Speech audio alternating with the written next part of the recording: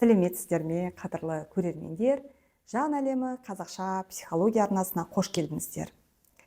Сіздермен мен психолог Әсем Марат. Бүгін сіздермен бірге бізге өте таныс, бірақ айтуға қиын тақырып туралы сөйлескім келеді.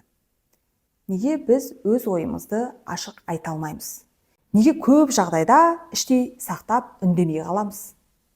Шынымды айтсам, бұл сұрақты маған өте жиі қояды.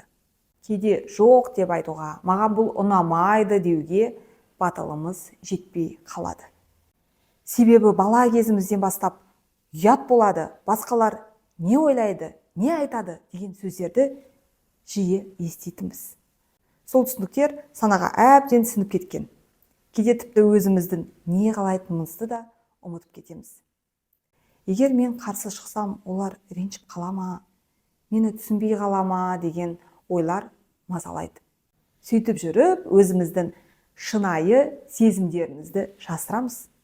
Өз ойыңызды ашық айту бұл біреуді ренжіту емес. Бұл өзіңізді құрметтеу.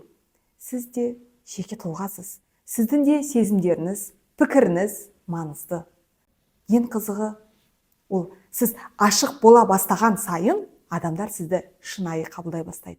Әрине, бірден бәрін өзгерту оңай емес. Бірақ кішкентай қадамнан бастауға болады.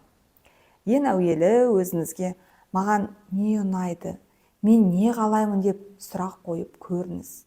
Сол жауаптарды асықпай тыңдаңыз. Қоғамда, отбасында, достар арасында шекара қою бұл эгоизм емес.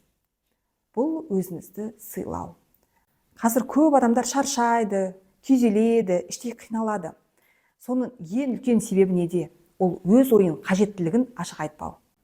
Сіз ешкімге ұнау үшін өмір сүріп жатқан жоқсыз. Ең маңызды адам өзіңіз, өз пікіріңізді білдіру арқылы өзіңізге деген құрметіңізді арттырасыз. Мен әрине сізді осы жолда қолдаймын. Егер осы тақырып сізді ойландырып жатса, пікірде бөлісіңіз. Мүмкін сіздің де өз оқиғаңыз бар шығар.